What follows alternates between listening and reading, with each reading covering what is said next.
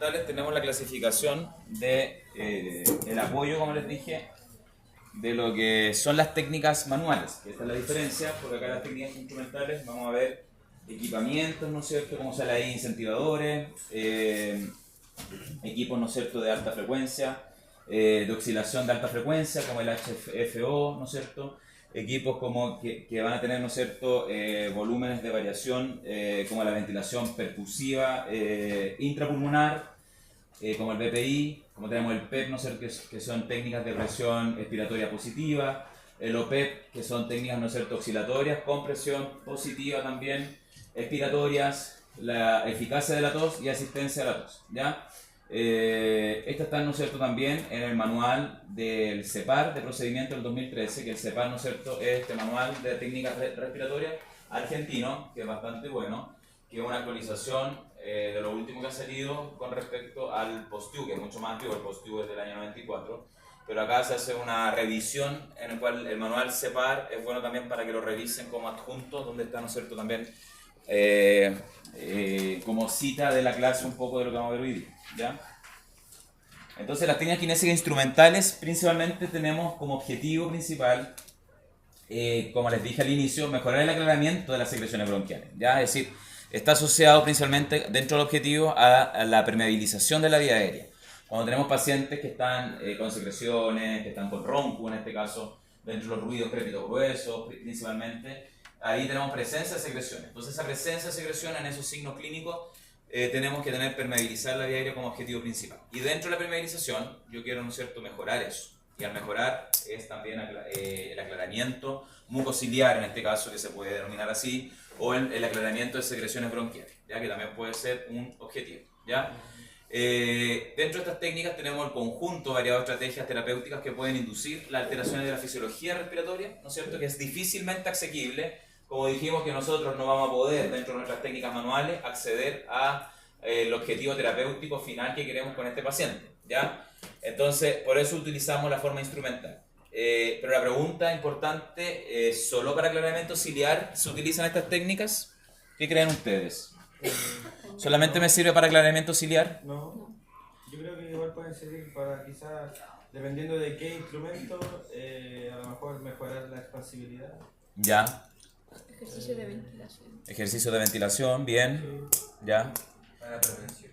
Prevención, ya. ¿De qué? Prevención de posibles enfermedades cardiorrespiratorias. Ya. Fotoadaptaciones quizás. Ya, bien. Sí, no es tan solo aclaramiento ciliar como sale ahí, o del sistema mucociliar y mejorar, ¿no es cierto?, las características del moco, en este caso, que queremos que no sean tan espesas, sino que sean más fluidas. Entonces, como plantean ustedes, todas esas características que nombraron son las correctas. También tenemos un objetivo ventilatorio, de mejorar, ¿no es cierto?, la compliance, la distensibilidad, en este caso, ¿no es cierto?, del sistema, favorecer el intercambio gaseoso, tener, ¿no es cierto?, estos beneficios preventivos, que también es súper importante, sobre todo en pacientes prequirúrgicos, me refiero, antes de someterse a una cirugía que es programada, pacientes que van a hacer a trasplante pulmonar también y que los sometemos a estas técnicas instrumentales que van a ser súper útiles, ¿ya? Entonces, las técnicas kinésicas instrumentales, volviendo a nuestro esquema base de cómo se funciona, de cómo se jerarquiza el sistema, ¿no es cierto?, respiratorio, tenemos las vías de conducción y tenemos las vías de intercambio, ¿no es cierto?, que habíamos dicho que las vías de conducción llegan hasta la generación bronquial número 16 aproximadamente. Y luego, ¿no es cierto?, nos saltamos a las vías de intercambio, que parte de la generación aproximadamente 18 hacia arriba, ¿ya? Cuando tenemos estas zonas de intercambio, como sale de arriba el ácino, ¿no es cierto? El ácino, recuerden que es la unidad funcional del alveolo y es donde, ¿no es cierto?, ocurre el intercambio gaseoso principalmente, que es un conjunto de alveolos, ¿no es cierto?, donde va a ocurrir este intercambio gaseoso, ¿ya? Entonces tenemos bronquiolos respiratorios, ¿no es cierto?, el ducto alveolar y los alveolos, los sacos alveolares propiamente tal, que es parte de la zona de intercambio. Entonces esa es la zona más distal del sistema respiratorio. Ya cuando uno habla de lo distal es eso, que habíamos hablado, ¿no es cierto?, que son zonas estrechas, que son zonas, ¿no es cierto?, que son colapsables, muy fácil de colapsar. La semana pasada hablamos, ¿no es cierto?, que hay efectos de la fuerza de gravedad, efectos, ¿no es cierto?, del peso de nuestro cuerpo, de las vísceras. Cuando uno habla de posicionar al paciente en infralateral, también tiene un objetivo, porque queremos usar esa fuerza de gravedad y esa fuerza del peso corporal y de las vísceras, ¿no es cierto?, sobre ese pulmón enfermo o pulmón sano, dependiendo de lo que queremos lograr como objetivo, ¿ya?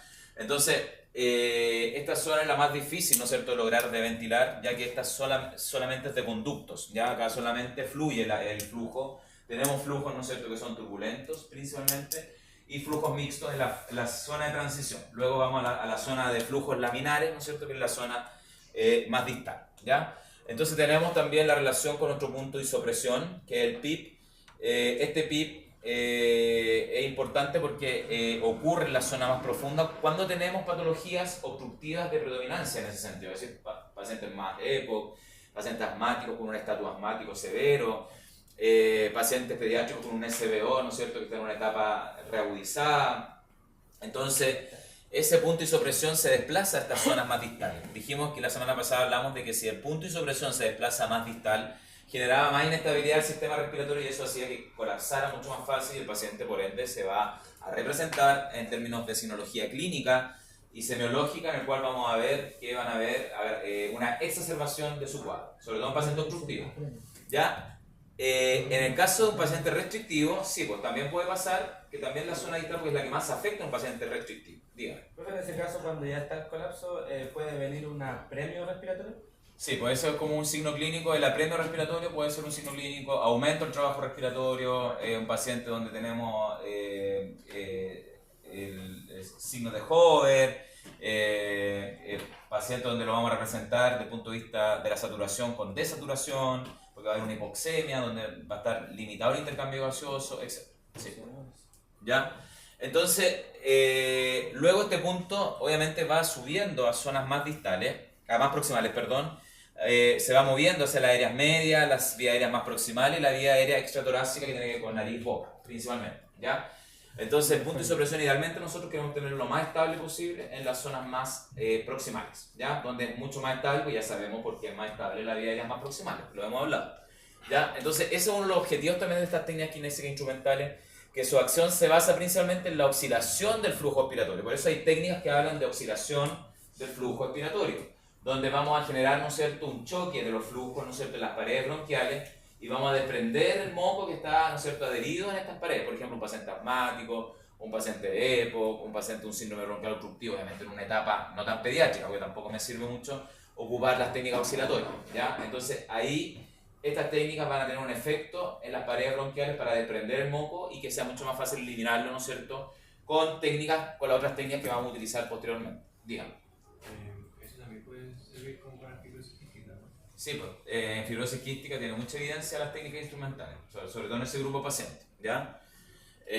Vamos a generar incremento de la presión positiva y o negativa en la vía aérea, que es importante porque con ese juego que nosotros hacemos, tanto de la inspiración, que era donde tenemos esta fase de aumento de la presión negativa, la presión pleural, la presión transpulmonar, la presión alveolar, que la vimos la semana pasada, todo eso genera una relación y va a generar un cambio, ¿no es cierto?, estructural en esto, ¿ya? Y la presión negativa en la vía aérea también, que es relevante en ese sentido, la positiva, perdón, que es la fase expiratoria. Ya recuerden que la fase expiratoria es positiva, entonces cuando tenemos este relajo de los músculos, principalmente el músculo diafragma se vuelve a relajar y los músculos abdominales son los principales que van a actuar en esa fase para la deflación, ¿ya? Para la eliminación del aire. Pueden ser utilizadas de manera independiente o en conjunto con las técnicas manuales.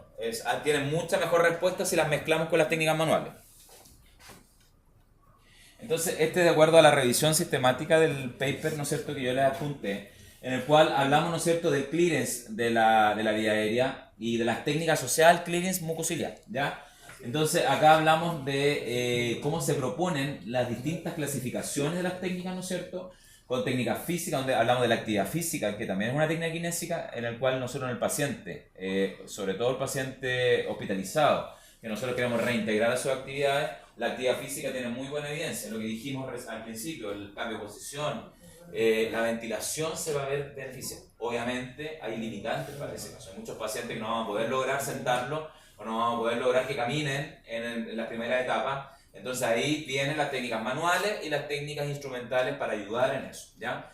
Pero si siempre pueden levantar al paciente, lograr que el paciente expectore por sí solo, que el paciente, ¿no es cierto?, elimine sus secreciones, que ventile mejor, inténtenlo siempre. Ese tiene que ser el principal objetivo, ¿no es cierto?, cuando nos enfrentamos a un paciente hospitalizado. Obviamente un paciente en sala era distinto el contexto porque es ambulatorio, viene caminando, viene en otro contexto, ¿ya? Y ahí hay que diferenciar si viene estable o inestable el paciente, ¿no es cierto? Porque si viene inestable tenemos que hacer la acción inicial de urgencia y luego derivarlo a la hospitalización, ¿ya? Entonces tenemos técnicas instrumentales extratorácicas, ¿no es cierto?, que se clasifican también técnicas inspiratorias y expiratorias, de asistencia inspiratoria y expiratoria. Tenemos técnicas de cause assistant de la tos, ¿no es cierto?, que son unas máquinas que ponen un cinturón en el cual genera esta vibración de alta frecuencia en estos pacientes y puede favorecer el desprendimiento del moco, ¿no es cierto?, en las paredes bronquiales para que pueda luego favorecer la expectoración. Entonces estimula el sistema para que pueda toser el paciente. Y esa está asociada principalmente a pacientes neuromusculares, ¿ya? Un grupo de pacientes neuromusculares que están muchas veces postrados, pacientes que están con una distrofia muscular, de Duchenne, con un ELA, con una esclerosis múltiple, etc. De ese grupo de patologías, ¿no es cierto?, estas técnicas instrumentales andan súper bien, ¿ya? Andan súper bien, tienen buena respuesta, como dijo también Benjamín, en el grupo de los pacientes con fibrosis quística también, que tienen secreciones muy espesas en sus características fisiopatológicas, y eso cuesta que elimine la secreción, ¿ya? Entonces, este paper habla muy bien de cómo se clasifican las distintas técnicas, tanto instrumentales principalmente para el aclaramiento mucociliar, ¿ya? Ahí están las que son principalmente técnicas instrumentales, porque las otras son técnicas más manuales, ¿ya? ¿Por qué se acumulan las secreciones en la vía aérea? Principalmente porque las secreciones tienen un efecto donde va a haber un desuso de la vía aérea y que va a empezar a afectar, en este caso, al pulmón directamente, y empieza a acumular secreciones, ¿no es cierto?, y se hace ineficiente el sistema mucociliar, ¿ya? El sistema mucociliar se hace ineficiente. ¿Y en qué grupo de pacientes principalmente? Pacientes, como dije, algunos grupos crónicos, los crónicos son los principales, pero también pacientes del grupo de patologías más extrapulmonares, por ejemplo, como los pacientes neuromusculares, algunas patologías propias pulmonares, como la fibrosis quística, pacientes, por ejemplo, que son enfisematosos, que tienen bronquiectasia. Ese grupo de pacientes, ¿no es cierto?, se afectan directamente en las características serológicas del moco, que son mucho más espesas, les cuesta eliminar las secreciones. Y acá por eso habla de un incremento de la viscosidad del moco en la primera etapa, porque acumula la secreción en la vía aérea del paciente, donde el sistema, ¿no es cierto?, mucociliar se ve ineficiente en su clearance mucociliar, por ende los cilios se inmovilizan y eso genera, ¿no es cierto?, que no haya un batido ciliar. Recuerden que los cilios tienen movimientos y esos cilios van a generar, ¿no es cierto?, un batido ciliar y que va a permitir, ¿no es cierto?, que las secreciones puedan tener fluidez. Pero cuando eso se pierde, claramente empezamos a aumentar, ¿no es cierto?, las secreciones y se hacen mucho más espesas, ¿ya? Y también cuando perdemos el reflejo de la tos, ya se hace inefectivo el reflejo de la tos. También ahí tenemos otra característica importante y por eso el kinesiólogo, sí o sí, dentro de su objetivo, cuando usted se enfrenta a un caso, tiene que evaluar la tos, sí o sí, es importante, tiene que ser un objetivo principal. Obviamente en un paciente que tiene trastorno de la tos, cuando usted lo evalúa, tiene que fijarse. Por eso es importante saber el PEF cuando medimos el pico flujo de tos, que en el flujómetro Wright, ¿no es cierto?, cuánto fue su flujo expiratorio. Eso es un indicador de si tiene buena tos o no el paciente, porque recuerden que la tos, independiente que tenga una fase de inspiración profunda, pero su fase más importante es entre la fase compresiva y expulsiva, que es, ¿no es cierto?, la salida del aire. Tiene que tener una buena exhalación en ese sentido, ¿ya? Entonces ahí tenemos que evaluar la fase de la tos en este grupo de pacientes que vemos que hay un trastorno de la tos, ¿ya? Porque va a ser nuestra defensa la tos para las técnicas kinésicas. Si no tenemos tos, no vamos a poder sacar esa secreción por más que las llevemos a la vía aérea más proximal. Entonces ahí tenemos que usar otras técnicas, que puede ser la succión orofaringia, la succión nasotraqueal, o ocupar, ¿no es cierto?, como lo vimos en algunas técnicas con el baja lengua, ¿no es cierto?, para poder eliminar la secreción. Se está hablando de un paciente pediátrico, ¿ya? Pero un paciente adulto es mucho más difícil en ese sentido, ¿ya? Pero le estamos metiendo una baja lengua al paciente adulto que puede generar arcada, náusea y se me va a complicar la situación, ¿ya? Entonces eso genera, esta acumulación genera inflamación de la vía aérea, ¿ya? Y esta inflamación de la vía aérea hace una limitación del flujo por secreción y eso me lleva, ¿no es cierto?, a infección, ¿ya? Obviamente se acumulan las secreciones, con el tiempo me va a generar infección y por eso cambia el color del moco a un color verdoso, fluorescente, amarillento, fluorescente, que son las características. Por eso usted como kinesiólogo tiene que evaluar también las características de la secreción, ¿ya? si es espesa, tiene que describirla, si es espesa, si es, incluso si puede con guantes, por supuesto, tocarla y ver la consistencia, si se pega, si es fluida, eso te da indicios en tu evaluación kinésica de cómo está ese sistema mucociliar y cómo está, ¿no es cierto?, ese sistema, ¿ya? Si funciona, si va a ser mucho más fácil eliminarla para el paciente o se le va a dificultar, etc. ¿Ya? Genera la secreción secundariamente, va a generar obstrucción de la vía aérea, por supuesto, ¿ya? Pero no siempre va de la mano, ojo ahí, tiene que haber signos en mi evaluación que me digan, ah, sí, pues la secreción me está generando obstrucción de la vía aérea. Pero no siempre van de la mano, para que no se confundan que obstrucción es sinónimo de secreción. No, no siempre. Tiene que ver primero el caso clínico, evaluar bien el caso clínico. Si tiene sibilancia, más crépito grueso, rompus, ahí sí, tiene secreciones, por ende, es probable que tiene sibilancia, que es signo de obstrucción, por ende puede ser secundario al moco, ¿no es cierto?, a la acumulación de secreción, ¿ya? Pero si tiene solamente sibilancia, por ejemplo, y no tiene signos de secreción, claramente su objetivo no tiene que ser permeabilizar la vía aérea necesariamente, ¿ya? Ahí tiene que ser esa diferencia que de repente hay confusión en ese punto, ¿ya? Y ahí no se, disculpe, no se podría hacer solamente aerosolterapia sin catéter. Sí, pues ahí en ese caso, si es solo sibilancia, hay que hacer inicialmente ante la KTR la aerosolterapia. Y esa es una técnica kinésica que usted puede inicialmente. Después, cuando ya bajó la carga obstructiva y se compensó el paciente, usted puede aplicar la técnica kinésica para, por ejemplo, favorecer la ventilación, porque muchas veces esa ventilación va a estar alterada cuando hay obstrucción, ¿ya? O si fuera secreción, primero yo trato la obstrucción, después la secreción, ¿ya? Y ahí puedo ocupar aerosolterapia y después me voy, ¿no es cierto?, para bajar eso a una técnica de permeabilización de la vía aérea, ¿ya? Entonces ocurre también una remodelación de la vía aérea y del parénquima pulmonar. Estamos en todo este cambio estructural, ¿ya? Entonces hay una remodelación de la vía aérea también y del parénquima pulmonar en este caso. Entonces, cuando tenemos, ¿no es cierto?, actividad física, en este caso cuando hacemos, ¿no es cierto?, una técnica física que vamos a implementar, ¿no es cierto?, acá está la separación, cuando yo voy a ocupar una técnica farmacológica, ¿no es cierto?, o una técnica, ¿no es cierto?, física, en este caso que son las técnicas kinésicas, ¿ya? Entonces tenemos técnicas, ¿no es cierto?, que van a ser de movilización mecánica, ¿no es cierto?, que van a ocupar técnicas, ¿no es cierto?, en el cual vamos a hacer una asistencia fisioterapéutica. Hay técnicas positivas, de expiración positiva, de presión positiva expiratoria, como el PEP, ¿ya? Y técnicas, ¿no es cierto?, de oscilación positiva expiratorias, como el OPEP, que son técnicas que se usan mucho y que tienen muy buena evidencia, por eso están en rojo ese grupo, porque las OPEP tienen muy buena evidencia en la respuesta. Que ahí vamos a ver cuáles son los dispositivos que usan la técnica OPEP, que es oscilación con presión expiratoria positiva, ¿ya? Entonces, la presión expiratoria positiva es una muy buena técnica para la eliminación y el aclaramiento de secreciones, ¿ya? Cuando hablamos de farmacológicas, de medidas farmacológicas, por ejemplo, los mucolíticos, a eso se refiere. Los mucolíticos, que son estos jarabes, son los mejores para, obviamente, fluidificar más la secreción. Pero ahí también agregaría un poco la aerosolterapia, que la aerosolterapia no me va a ayudar, insisto, para aclarar la secreción, pero sí para facilitar, disminuir la obstrucción y que luego podamos eliminar esa secreción. Eso sí.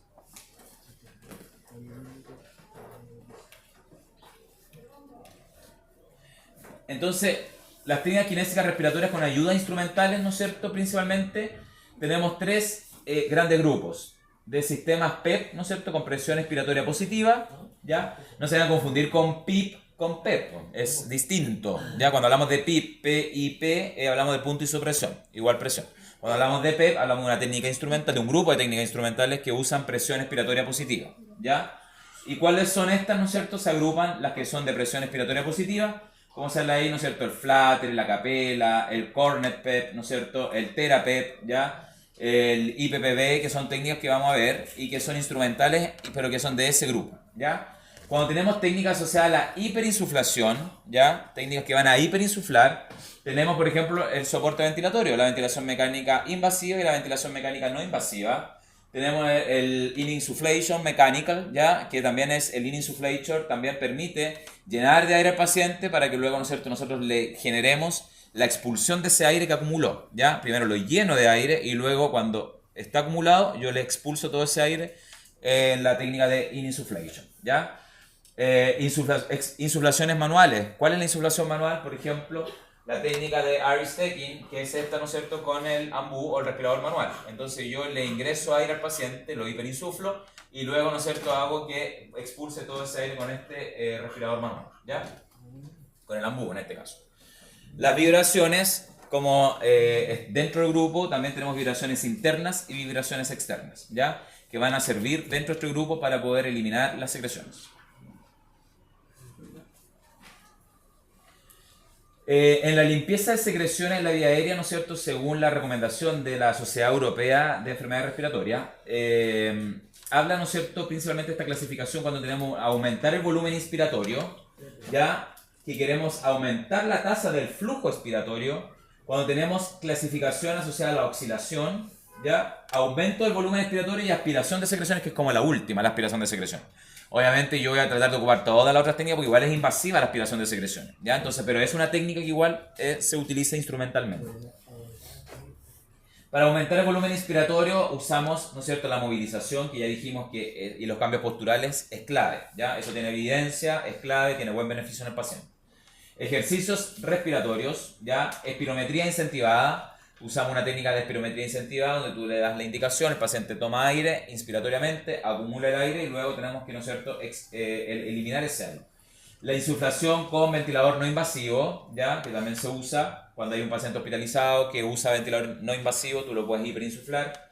Y la hiperinsuflación manual o mecánica, que era con el AMBU, ¿ya?, es la que le mostré recién. Esa es del grupo para aumentar el volumen inspiratorio.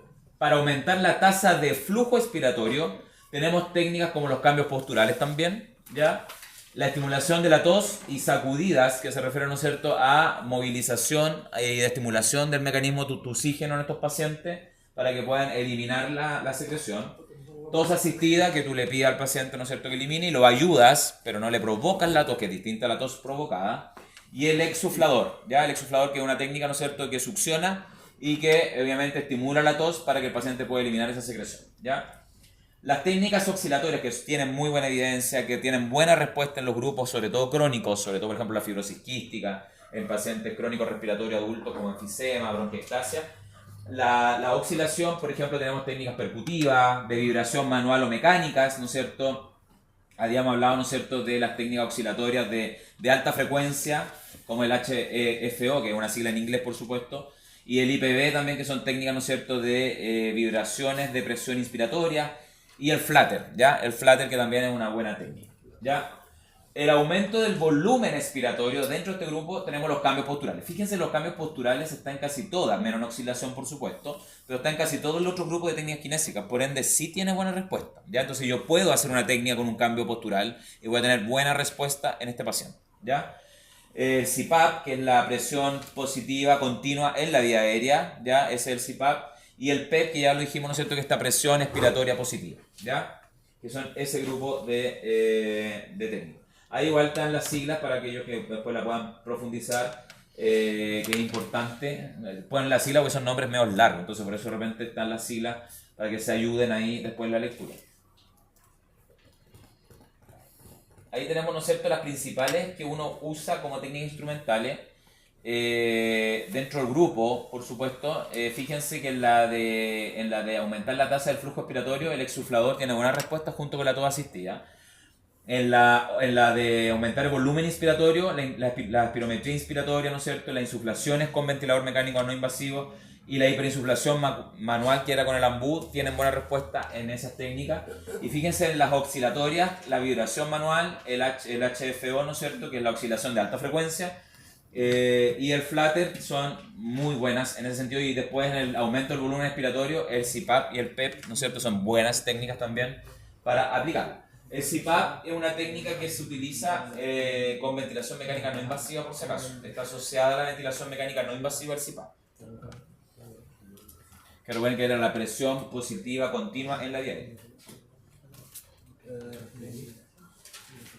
Entonces, el kinesiólogo debe conocer la interacción entre los principios del funcionamiento de los equipos, que es lo que vamos a ver, cómo funciona el equipo, ¿no es cierto?, y la alteración fisiopatológica que quiera corregir. Entonces, sí es importante, ¿no es cierto?, para la técnica kinésica la interacción fisiopatológica, porque eso nos permite entender, ¿no es cierto?, cómo funciona el mecanismo y cuál va a ser la respuesta que vamos a tener frente a este mecanismo, ¿ya? ser capaces de escoger el dispositivo en relación a las circunstancias clínicas del paciente. Tenemos que seleccionar adecuadamente cuál va a ser el mejor dispositivo para esa técnica y qué objetivo. Por eso es importante el razonamiento clínico previo. Tengo que plantearme un diagnóstico kinésico en base a la CIF, detectar los problemas kinésicos, ¿ya? Y en base a eso, las disfunciones, ¿no es cierto?, desde el punto de vista estructural y funcional, y en base a eso me planteo un objetivo general, que va a ser en el momento, cuál va a ser lo que quiero lograr, y mi objetivo específico para luego plantearme mi objetivo operacional y cuál va a ser el mejor dispositivo que voy a utilizar para ese caso. Entonces, los incentivadores inspiratorios, que son los primeros, es antiguo esto, los incentivadores inspiratorios en general no tienen muy buena evidencia, se han utilizado de por vida, me refiero, fíjense, son creados en el año 70, de ahí se han usado hasta el día de hoy. Tienen, ¿no es cierto?, provoca, como dice ahí, inspiraciones máximas sostenidas, ¿ya? Se basan en la participación activa del paciente, es decir, acá si el paciente no colabora, un paciente desorientado o con Alzheimer, cero posibilidad de trabajar con esta técnica, porque necesitamos mucha colaboración del paciente, ¿ya? Eso es una desventaja en caso de que lo queramos usar, ¿ya? Para alcanzar, porque el paciente tiene que alcanzar y sostener volúmenes pulmonares altos, ¿ya? Al momento de aplicarla. Entonces, el incentivador inspiratorio, hay dos grupos que tienen que ver, uno con volumen y otro con flujo. Cuando hablamos con volumen, el que tiene mejor evidencia y mejor respuesta que es este, ¿ya? Este es el incentivador volumétrico, ¿ya? Que tiene mejor respuesta y tiene mejor respuesta en cuanto a la evidencia científica de los volúmenes pulmonares en este grupo de pacientes, ¿ya? Y el TreeFlow, que es este que está acá, este que se ha usado antiguamente, antes, este salió mucho después, pero este que se usó desde el año 70, el TreeFlow, ¿no es cierto?, hasta el día de hoy se usa, pero no tiene mucha evidencia y no tiene mucha respuesta. Pero igual lo usa uno, porque obviamente entre hacerlo y no hacerlo, mejor hacerlo, en este caso al paciente, y no le genera mayor problema tampoco al paciente si le vamos a hacer una técnica, ¿ya?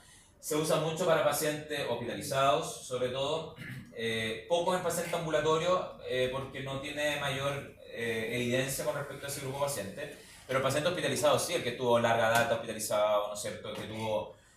sobre todo el que pasó por la UCI, que estuvo intubado, que luego lo dieron, se pasó a las otras unidades, obviamente después quedó con secuelas.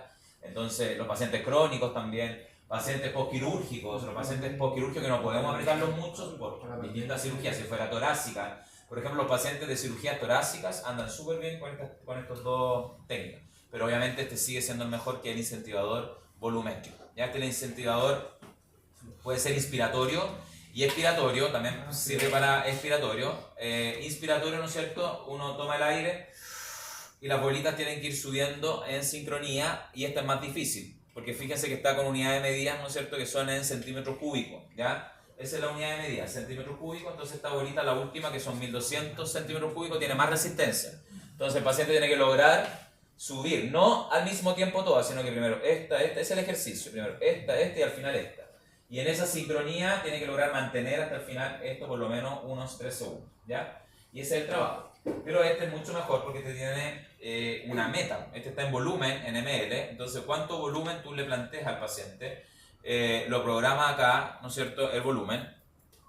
En general, el volumen tú lo ves aproximadamente. No hay como una unidad fija que tú digas, este paciente necesita 2000 ml, ¿no es cierto?, para poder movilizar. Sino que tú haces una estimación en relación a su peso y a su talla, y tú dices más o menos este paciente debería mover, no sé, 500 ml de volumen. Entonces tú le pones una resistencia un poco más alta, 1000 ml por ejemplo, porque quiero que trabajemos esto. Entonces le puedo poner lo que mueve el paciente, que son 500 ml aproximadamente, ¿ya? Y acá tú lo programas con esto, pero lo importante de este instrumento es que tiene un biofeedback, ¿ya? Y el biofeedback significa que el mismo paciente se autoestimula al visualizar esto. Entonces tiene una meta que son las caritas, que a diferencia de este no tiene las caritas, ¿no es cierto?, solamente las bolitas, pero este tiene una carita. Entonces la idea es que la bolita se mantenga en la carita del medio, que es la carita feliz, ¿ya? Entonces mantener eso, pero lograr el volumen que está acá, ¿ya? Igual no es fácil para un paciente que obviamente está con patología, ¿ya? O quirúrgico. Entonces ahí uno igual tiene que ir empatizando, trabajarlo, lograr metas, que te permite lograr metas, ¿no es cierto?, etcétera, ¿ya? ¿Cómo se llama ese? Entonces, eso es un poco lo que hablamos de los incentivadores inspiratorios, que este esfuerzo inspiratorio sostenido al final de la inspiración asegura la estabilidad alveolar. Es decir, uno estos es súper importante porque estamos hablando de unidades de medida, estamos hablando de ml y de centímetros cúbicos, por ende estos no trabajan fuerza, no se confundan porque esto es el mayor error que cometen los alumnos, ¿no es cierto?, en respiratorio. Vamos a trabajar la fuerza de los músculos respiratorios, le ponen un triflo o le ponen, ¿no es cierto?, el incentivador volumétrico. No, eso está mal, porque la unidad de medida es flujo, son flujos, centímetros cúbicos y ml, estamos hablando de flujo, por ende el flujo no entreno fuerza, ¿ya? Con fuerza es con presión. Yo tengo que trabajar presión para trabajar la fuerza. Y estos no tienen presión, ¿ya? Eso que quede súper claro.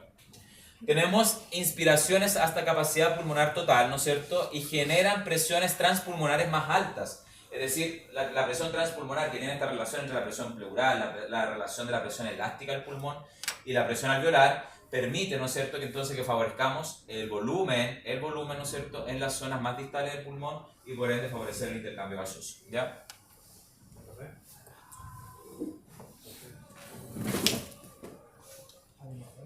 Acá tenemos el ejemplo, ya lo mostramos, ¿no es cierto?, en el cual tenemos el incentivador flujométrico, ¿ya?, que está allá, y el volumétrico que son los dos dentro del mismo grupo de inspiratorio. Como les dije, el TriFlow tiene la variante de hacerlo expiratorio también, ¿ya? Uno lo da vuelta y se puede hacer expiratorio, ¿ya?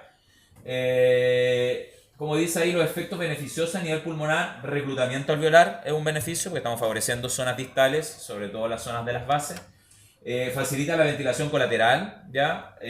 Mejora el mecanismo de la tos en algún grupo de pacientes y previene las complicaciones respiratorias en pacientes en reposo prolongado con factores de riesgo, es decir, los que están hospitalizados principalmente o los postrados, pacientes que yo le puedo dar de domicilio, que estén, ¿no es cierto?, un paciente obeso, que esté, ¿no es cierto?, que no pueda movilizarse mucho, que esté en domicilio, necesita la terapia respiratoria en domicilio.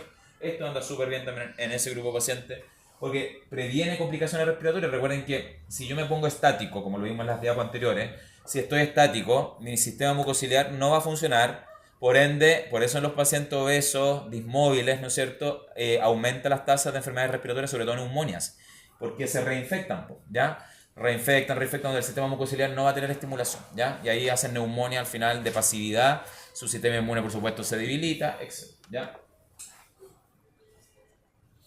Cuando hablamos de ventilación colateral, recuerden que tenemos la ventilación colateral desde el punto de vista fisiológico es importante, es fundamental. Por eso los pacientes pediátricos son más inestables porque no tienen ventilación colateral, solamente se basan en el surfactante y esa es su única estabilidad alveolar. Pero la ventilación colateral, ¿no es cierto?, me permite la estabilidad alveolar.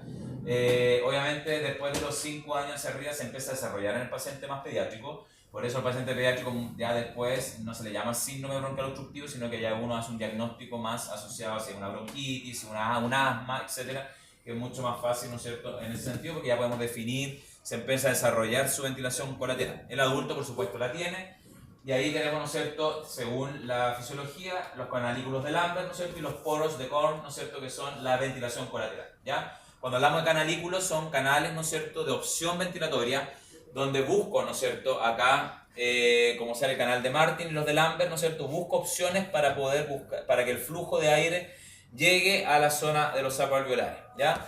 Y los poros de Korn están dentro del saco alveolar, ¿no es cierto?, y se conectan entre ellos y permite la conexión intersaco, ¿ya?, del alveolo. Esa es la diferencia. Unos son puentes, como los de Martin o los de Lambert, y el otro, el de Korn, ¿no es cierto?, son poros que están entre las paredes alveolares del mismo saco alveolar, ¿ya? Y eso permite estabilidad, ¿no es cierto? Como sale acá un alveolo A y un alveolo B, tiene, ¿no es cierto?, una conexión, por ejemplo, con un poro de Korn, ¿no es cierto?, entre ellos, pero tenemos los canalículos de Lambert y Martin, ¿no es cierto?, que va a permitir, por ejemplo, si tengo una obstrucción de uno, colapsó uno, obviamente voy a tener la opción colateral del otro para poder ventilar, y así evito un colapso alveolar total. Eso es la idea de la ventilación colateral. Y eso es importante porque las técnicas kinésicas instrumentales buscan eso, y por eso el paciente pediátrico colapsa más fácil, o se obstruye, acude más a la urgencia en la parte ventilatoria porque no tiene esta opción, colapsa uno y colapsó, ¿ya? Hizo una telectasia, por ejemplo, de la nada. Son buenos para hacer la telectasia, ¿ya? Porque esto cuando falla, en ese caso, ahí ocurre, ¿no es cierto?, la telectasia principalmente como una de las consecuencias, cuando no tenemos una buena ventilación colateral.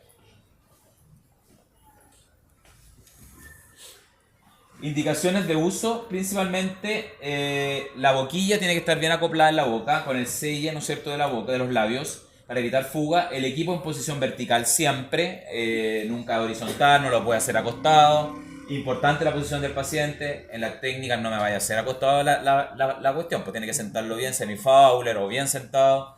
Eso es súper importante, ¿ya?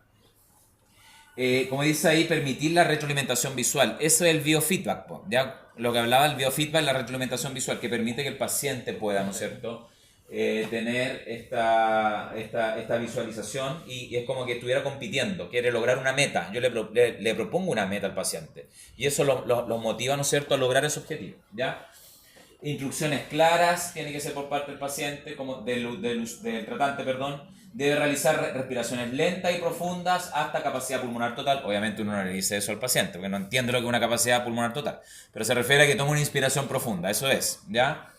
Por al menos 3 segundos, y ahí uno, ¿qué significa? Que estamos utilizando, al mantener, no flujo turbulento, sino que laminar. Entonces estamos haciendo un flujo estable, donde va a llegar a vías aéreas mucho más distales y vamos a beneficiar esa ventilación, ¿ya?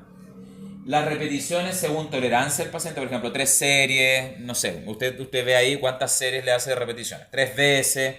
Usted es un kinesiólogo, entonces usted tiene que programar una sesión con este paciente, ¿ya? Descanso de 60 segundos para evitar hiperventilar y fatiga en el paciente, ¿ya? Siempre una pausa, importante la pausa, es parte del principio del entrenamiento. Estamos entrenando a un paciente, quizás no en fuerza, pero sí en flujo, ¿ya? Profe, el descanso tiene que ser entre como las sesiones. Sí, entre las sesiones, sí. Amiga, ¿qué? Contraindicaciones, principalmente cuando tenemos aumento de la presión intracraneal, ¿ya? En ese grupo de pacientes, los pacientes con un TEC severo, pacientes con postcirugías, neurocirugía, me refiero a un tumor, de alguna otra cosa, neuroquirúrgica, también, ojo ahí con la PIC, con la presión intracraneal, porque puede aumentarlo, ¿ya? Estamos generando inspiración sostenida, y eso hace automáticamente que aumente la PIC, ¿ya? ¿Ya? Sí, bien. Crisis obstructivas, ¿no es cierto?, agudas. A este tampoco le vamos a poner un TreeFlow o un incentivador volumétrico a un paciente, por ejemplo, de 7 años con un asma severo. No lo va a hacer esto, porque lo va a obstruir más al paciente, ¿ya? Así que esto solamente el paciente estable, ¿ya? Neumotórax agudo tampoco, ¿ya? Inestabilidad hemodinámica tampoco, porque obviamente la inspiración profunda me va a hacer hipotensar más al paciente. Y pacientes con hemoptisis tampoco, un paciente con tuberculosis, un paciente con un cáncer pulmonar que está recién agudizado, etcétera, no le va a hacer, ¿no es cierto?, esto porque vamos a acelerar más el sangrado.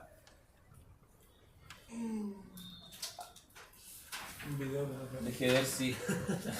Sí, funciona. Deje de ver si funciona. Ah, no sé, medio. No, pero lo tengo el link para que lo veamos después, ¿ya? Porque había un problema con la clase en eso, pero tengo el link para que lo veamos, ¿ya? Los vemos al final. Aquí también si que no se ven. Ahí los vemos al final. Ya, evidencia con respecto, ¿no es cierto?, a la efectividad de los incentivadores volumétricos. Importante porque después empezaron a salir, fíjense de la revista, la Respiratory Care, ¿no es cierto?, empezaron a salir como estos estudios que justifican si realmente son buenos o no.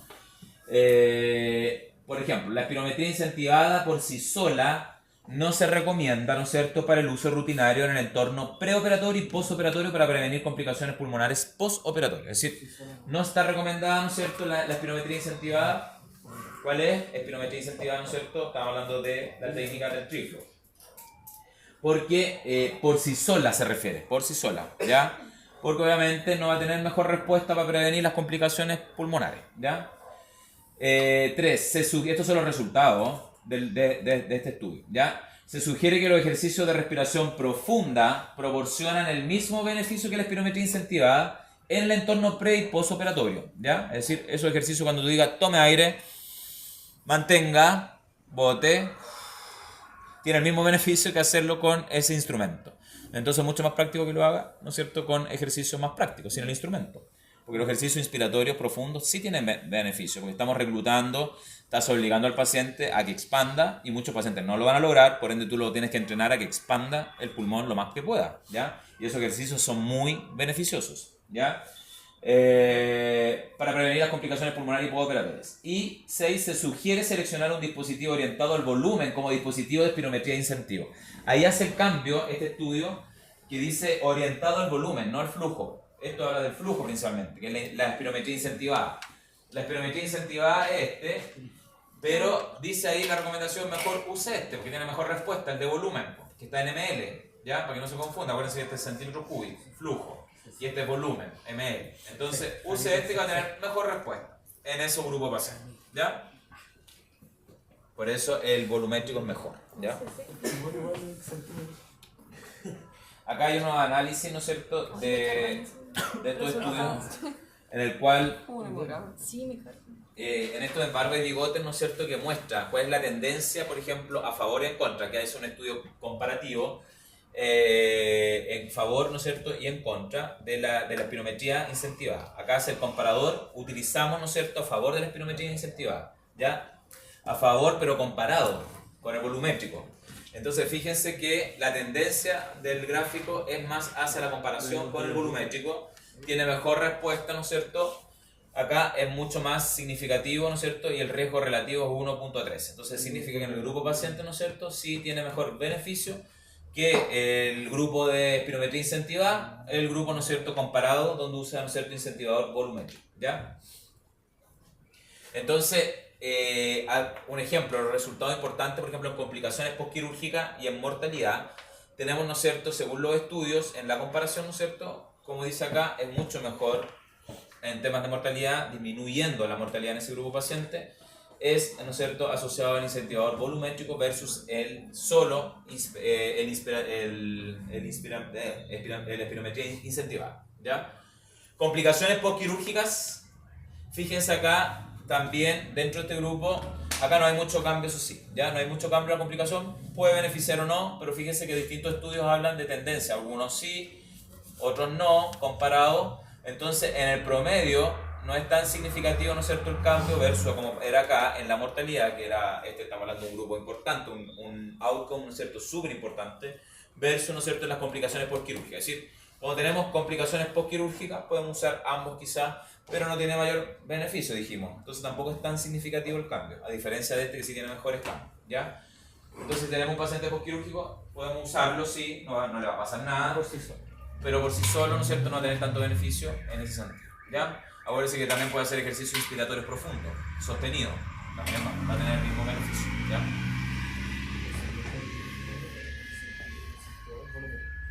Ahí vemos después a la doctora Polo.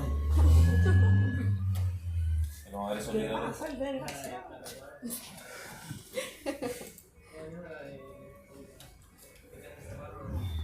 Fuerza. Ah, la Rosa. La bolita en América. Esa es la que dice que pasa el desgraciado. Mírale la cara. Ya, tenemos, ¿no es cierto?, la oscilación de alta frecuencia, que la habíamos visto, la habíamos mencionado, perdón. La oscilación de alta frecuencia es súper importante porque es una técnica que tiene buenos resultados, como dice ahí, denominada también oscilación de compresión de alta frecuencia de la pared torácica, que también ahí tiene su sigla en inglés, puede ser denominada de esa forma, y es un sistema de oscilación de flujo mecánico, ¿ya? Este sentido. Fíjense en la imagen, como que usa, ¿no es cierto?, un chaleco, ¿no es cierto?, que va a generar esta oscilación de alta frecuencia, y el objetivo, ¿no es cierto?, de esta técnica, ¿no es cierto?, es drenar las secreciones en primera instancia, ¿ya?, porque estamos generando oscilación directamente en el sistema respiratorio, modificar las propiedades viscoelásticas de las secreciones, ¿ya?, en usuarios hipersecretores. Fíjense, ahí te da el ejemplo de la fibrosis quística, como ejemplo, pero el grupo hipersecretor va a tener muy buena respuesta con esta técnica, ¿no es cierto?, de oscilación de alta frecuencia, ¿ya? Entonces, ese es el objetivo. Profe, ¿es como el sistema de los terapres? Parecido al Therapres, sí. Parecido como el mecanismo oscilatorio, porque también es oscilatorio ese, sí, de alta frecuencia. Es como eso, pero como un chaleco torácico más que nada, sí, pero es como el Therapres. ¿Pero eso no aplica vibración? No, oscilación no, que es distinto. Sí, oscilación. ¿Ya? Hay otro que ocupa la vibración y que te estimula la tos, favoreciendo la vibración. ¿Ya? Consideraciones se debe utilizar sobre los 2 años de edad, ya, eso es importante, y sobre una prenda de vestir para evitar lesiones de la piel, porque es un chaleco que se pone sobre, igual es un poco pesado, y tiene, ¿no es cierto?, los dispositivos por dentro, entonces eso te puede generar lesiones por presión al colocarlo, ¿ya? Entonces por eso es ideal, por eso en niños de 2 años menores no se usa obviamente de 5 años idealmente para arriba, sobre todo en pacientes con fibrosis quística, y tiene mejor respuesta y tiene que ser con ropa, me refiero, ¿ya? Tiene muy buena respuesta en ese sentido. Los parámetros para programar, ¿no es cierto?, este chaleco de oscilación de alta frecuencia busca un equilibrio entre el confort y la eficacia. No podemos tampoco generarle al paciente un disconfort al aplicarle esta técnica, igual es incómoda, ¿ya? Entonces las frecuencias tienen que ser de 5 a 20 Hz, ideal, el promedio, ¿por qué de 5 a 20? Porque recuerden que ahí logramos estimular el sistema mucociliar con 20 Hz, de 15 a 20, ¿ya? De 15 a 20 logramos estimularlo. Recuerden que las vibropresiones no lograban más de 8, ¿ya? Entonces, en general, por eso no son tan efectivas, pero igual se hace y logramos objetivos de repente con algunos pacientes. Depende del paciente. Entonces, este tiene de 5 a 20 y fíjense que el ideal de la programación de Hz es de 11 a 15 Hz en su programación, ¿ya? La presión puede oscilar de 1 a 10 unidades, ¿ya? Y fíjense, como está hablando de presión, la unidad de medida es centímetros de agua. Por ende, acá, idealmente de 5 a 20 centímetros de agua, ¿ya? Pero uno oscila la programación de 1 a 10, ¿ya? Se recomiendan de 4 a 5 unidades. Por ejemplo, si es de 4 a 5 unidades, aproximadamente son 12 centímetros de agua de presión de programación en el ideal para este grupo de pacientes, ¿ya? Y el tiempo de puesta del chaleco es de 15, ¿no es cierto?, 30 minutos y puede ser intermitente para realizar tos u otras maniobras. Es decir, acá usted puede mezclar, es decir, usted puede hacer una intermitencia, lo saca y le hacemos la técnica kinésica manual para que elimine la secreción y no hay que esté los 30 minutos con el chaleco todo el rato puesto. Hago intermitencia, lo que hablamos, combinemos la técnica, vamos a tener mejor respuesta al combinarlo, ¿ya? Contraindicaciones absolutas, principalmente situación de inestabilidad hemodinámica o hemorragia activa, sobre todo, por ejemplo, pacientes con hemorragia alveolar, pacientes con hemoptisis, ¿no es cierto?, un shock hipovolémico, un paciente, ¿no es cierto?, que esté post-trauma vehicular con un tórax volante, no le voy a poner el chaleco al tórax volante, ¿ya? Cero posibilidad, ¿ya? Lesiones en cabeza, cuello y tórax, reciente o inestable, lo que hablábamos recién, ¿ya? Y hemoptisis. Las relativas, contraindicaciones relativas, el embolismo pulmonar, neumotórax, obviamente no en la fase aguda del neumotórax, un neumotórax ya en regresión yo puedo usarlo, no tengo que tener problema porque ya viene en regresión, pero en la fase aguda del neumotórax cero posibilidad, ¿ya? El empiema, ¿no es cierto?, es un acceso pulmonar que genera, ¿no es cierto?, una infección porque se abscedó, ¿ya? Hay un absceso y genera una secreción, una infección purulenta, como que tuviera pus el pulmón completamente. Y eso es secundario la mayoría de las veces a neumonias maltratadas, ¿ya? Contusión pulmonar, broncoespasmo, ¿no es cierto?, fístula broncopleural, edema pulmonar cardiogénico, pacientes con marcapaso, por eso es relativa, no quiere decir que no lo use. Usted evalúe siempre la condición, ¿ya? Presión intracraneal mayor a 20 milímetros de mercurio, fracturas crostales frecuentes, osteoporosis, cirugía esofágica o de raquis reciente, es decir, de médula, ¿ya? Distensión abdominal, riesgo de broncoaspiración, heridas cutáneas, suturas, porque igual hay que tener cuidado, pacientes quemados, idealmente no, porque este chaleco igual genera oscilación, roza la piel y puede romper igual el paciente quemado, ¿ya? Si hay una quemadura de tórax, a eso me refiero. Y dolor también, hay que ir evaluando también eso. El chaleco vibratorio, que este es distinto al otro, porque el otro estábamos hablando, ¿no es cierto?, de oscilación, acá el chaleco vibratorio. Hay una marca, ¿no es cierto?, y varias marcas, pero esta es una de las más conocidas, SmartVest. Viene con un dispositivo aparte, tú lo programas, ¿no es cierto? Y este chaleco lo colocas y genera, ¿no es cierto?, esta vibración. Hay pediátrico y para adulto.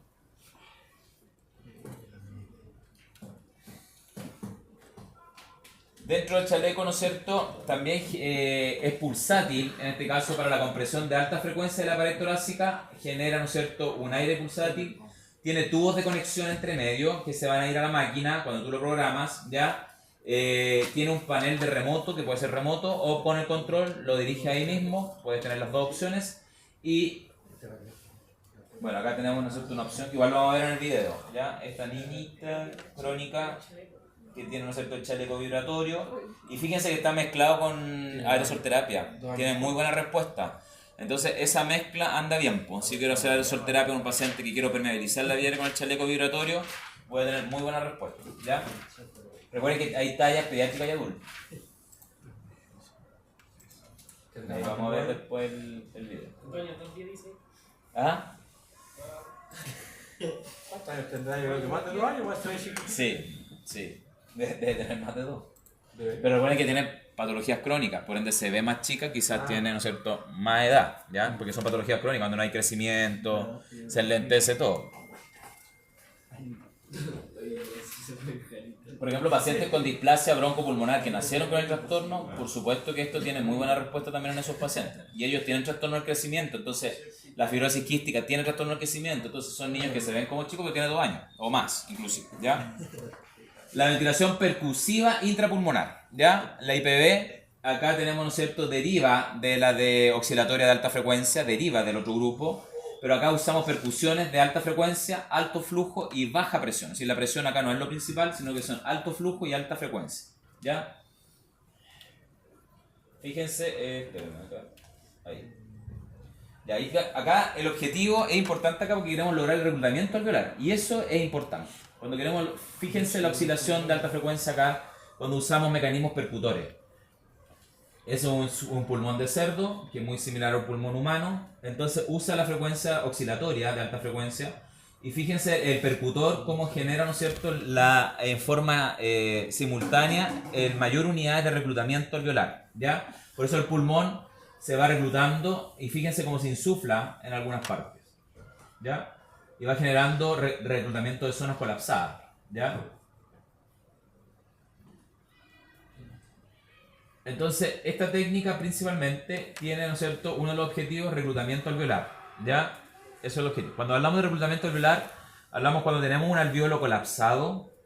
Yo quiero generar, ¿no es cierto?, que con el efecto percutor que está generando, ¿no es cierto?, la ventilación percusiva intrapulmonar, es que este movimiento percutor haga, ¿no es cierto?, que al momento que entre este flujo percutor vaya distendiendo. Entonces, por eso yo digo, mejoramos la ventilación, y cuando les dije al principio de la clase, hay objetivo de mejorar la compliance, ¿ya? La distensibilidad, ¿ya? Ese es un objetivo fundamental, sobre todo en este grupo de pacientes que tienen un colapso alveolar, una atelectasia severa, pacientes, ¿no es cierto?, crónicos respiratorios que tienen, ¿no es cierto?, con un colapso alveolar, atelectasias masivas, ¿no es cierto?, anda con buena respuesta este tratamiento de IPV, ¿ya? Con la técnica percutor. Moviliza las secreciones distales, es decir, esta técnica me ayuda a movilizaciones distales, ¿ya? Y mejora el intercambio gaseoso, porque el reclutar va de la mano, ¿no es cierto?, con favorecer el intercambio gaseoso, ¿ya?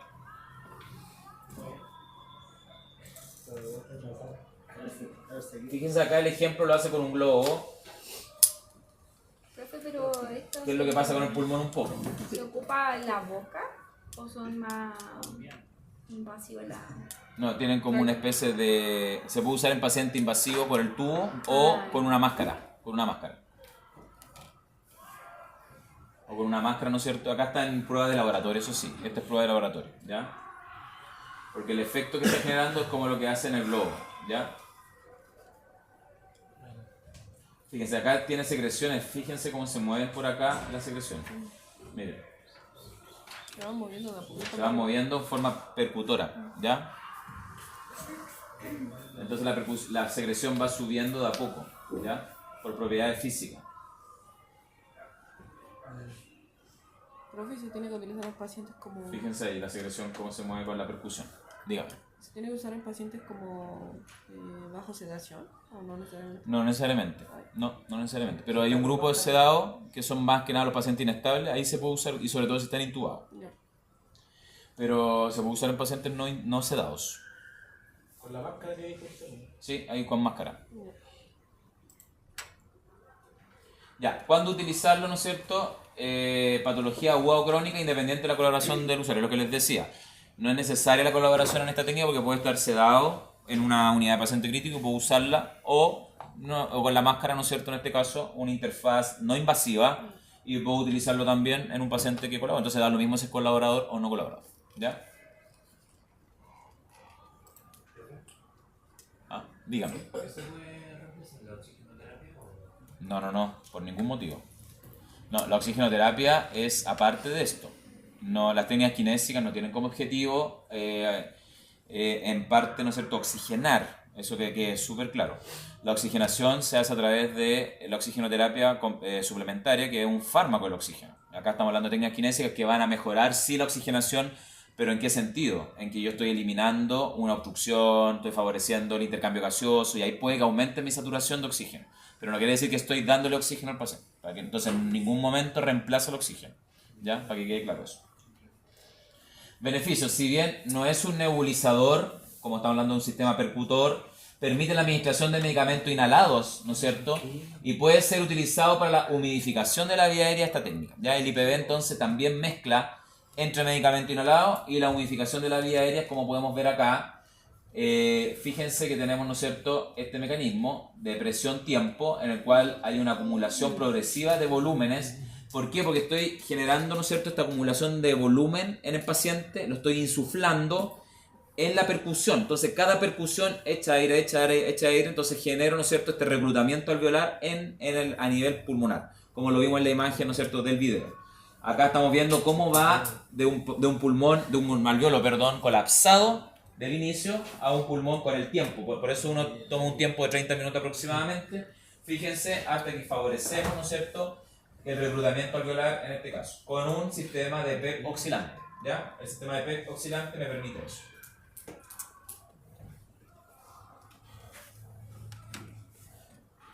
Contraindicaciones: neumotórax no drenado, es decir, un neumotórax en fase grave, aguda, hemoptisis, fracturas costales recientes, por supuesto que no lo voy a usar ahí, y lesión medular reciente. ¿Ya? Ahí no utilizar. En domiciliario, hospitalario, a ver si se puede. Tiene una función domiciliaria y hospitalaria, porque es un dispositivo que usa un percutor, por ende tiene que estar programado, lo conecta por una fase invasiva, y en el paciente, si fuera domiciliario, con una máscara, ¿no es cierto?, que te va a permitir la fase percutora en ese sentido. La composición de este equipo, fíjense que tiene que tener una fuente de aire, ¿ya?, que un compresor eléctrico o red hospitalaria. La red hospitalaria que tienen los hospitales típicos en la pared tiene que tener una fuente de aire siempre, ¿ya? El Facitron, ¿no es cierto?, es la fuente de aire y el usuario en sí, y es el responsable de generar este procesamiento también denominado subcorrientes, ¿ya? El Facitron. Y eso permite, el Facitron, ¿no es cierto?, el que va a estar programado acá, y es el encargado de adaptar esta presión mecánica pulmonar del usuario, evitando el barotrauma. El barotrauma es importante. ¿A qué se le ocurre que puede ser un barotrauma? ¿Ah? No, pero a nivel pulmonar. En la mano digo como algo de presión, pues tiene que ser un Ya. trauma que es a causa de alta presión. Bien, muy bien, Jorge. Tiene un 7. Pero es algo... El barotrauma es un daño inducido, porque estamos aplicando una máquina, ¿ya? Es un daño inducido por alta presión, ¿ya? Entonces, ¿cuándo pasamos barotrauma, ¿no es cierto? Cuando tenemos porque habla de presión-volumen. Entonces, esta máquina, ¿no es cierto?, establece en la relación presión-volumen, tenemos el volumen, ¿no es cierto?, y la presión. La ventilación en general, uno espera esto. En la curva de presión-volumen uno tiene un ideal, pues no sé, 500 ml, un ejemplo, 500 ml. Entonces uno tiene un ideal, ¿ya? Y en base a eso tengo una presión ideal también. Pero cuando yo me paso de esto en el volumen, ¿no es cierto?, o la presión, ¿qué va a pasar? Por ejemplo, en el barotrauma significa que esto va mucho más allá, ¿no es cierto?, está aumentando más presión pero menos volumen. Entonces, ¿qué estamos generando, ¿no es cierto?, acá? Esta curva plana me genera, ¿no es cierto?, un daño pulmonar inducido, porque estoy pasando de los niveles. Por ende, no tengo volumen, no estoy llenando el pulmón de volumen, pero estoy poniéndole mucha presión. Y eso genera daño alveolar, ¿ya? Y eso se llama barotrauma. En algunos casos también se les llama, cuando se excede, sale de esta forma. Fíjense, de esta forma. Esta es la presión ideal. Ahí está la presión ideal. Esta es la presión volumen. Y fíjense, este se llama, ¿no es cierto?, la imagen como de pingüino, ¿ya? Es un pingüino. Entonces, cuando esta imagen se ve en la gráfica de pingüino, es porque tiene un barotrauma, ¿ya? Entonces, eso me genera daño. Y ese daño ocurre en las paredes alveolares, ¿ya? Y ese daño de las paredes alveolares va a generar, ¿no es cierto?, neumotórax en algún grupo. Si tengo un barotrauma, puedo generar un neumotórax porque es por presión, ya, colapso alveolar y el paciente se fue a la B, pero es inducido, no es porque fisiológicamente lo está haciendo, sino que nosotros se lo provocamos con un dispositivo. Dispositivos que son como estos, pues de presión o volumen, como el ventilador mecánico. El ventilador mecánico también te puede generar un barotrauma, porque le estoy metiendo flujo y volumen a un paciente, ¿ya? Entonces este dispositivo puede tener un nebulizador conectado en paralelo, ¿no es cierto?, al Facitron para humidificar, es decir, se puede usar y tiene una interfase, como les dije, tiene una interfase que puede ser una pieza bucal, nasal o nasobucal, o puede ser conectado directamente al tubo del paciente, ¿ya? Entonces, la mayoría de las veces ambulatoriamente se usa con una pieza bucal, ¿ya? Elección de los parámetros, principalmente, como sale acá, en base, ¿no es cierto?, a lo que quiero identificar del caso. Un paciente restrictivo o un paciente obstructivo. Fíjense los pacientes restrictivos, paciente que necesita asistencia ventilatoria y paciente con autonomía respiratoria. Tenemos dos grupos, se separan. El que necesita asistencia es el que está ventilado y el que no, el ambulatorio o el domiciliario, ¿ya? Y fíjense ahí todos los parámetros, ¿no es cierto?, de presiones, de flujo, de 80 a 200 flujos por minuto, ¿ya? Fíjense en la presión, son en bares, en barometría, ¿ya? Esa es la presión de 2 a 4 bares. La relación, ¿no es cierto?, de inspiración y flujo, fíjense que está de 1 a 1, de 2 a 1. Y la presión de la vía aérea que tiene que generar, ¿no es cierto?, es de 10 a 40 centímetros de agua. En pacientes obstructivos que están ventilados no es útil, no usarlo. En obstructivos, ¿ya? Ahí sale no útil, ventilado. Paciente con autonomía sí se puede usar, ¿ya? Con autonomía, y obstructivo sí. En el restrictivo me sirven los dos casos, ¿ya? Fíjense que en el paciente que tiene autonomía respiratoria se puede usar más presión, podemos usar mucho más, ¿no es cierto?, más flujo, y vamos a generar, porque es menos el daño que puedo provocar. Si está ventilado, estoy yendo directo a la vía aérea, entonces puedo provocar más daño, por eso es mucho menor el flujo y la presión, ¿ya? Y genera, ¿no es cierto?, sí, un aclaramiento del sistema mucociliar por su mecanismo, en el cual va a llegar a zonas distales y genera un aclaramiento ciliar, ¿ya? Importante, y del moco y de la ventilación, ¿ya? Este es el Facitron que les hablaba, en el cual acá tú regulas la presión arriba y generas la presión, que es como un bender, ¿no es cierto?, que es un dispositivo parecido al del oxígeno, pero este se conecta, ¿no es cierto?, a las mangueras, que es el que estábamos viendo acá, aquí. El Facitron es este, ¿ya? El D es el dispositivo que va al paciente, pero este es el Facitron, el que conecta este dispositivo que tiene las mangueras, que va hacia el paciente, como a la interfaz, ¿ya? El Facitron es la interfaz entre el paciente y la máquina, ¿ya? No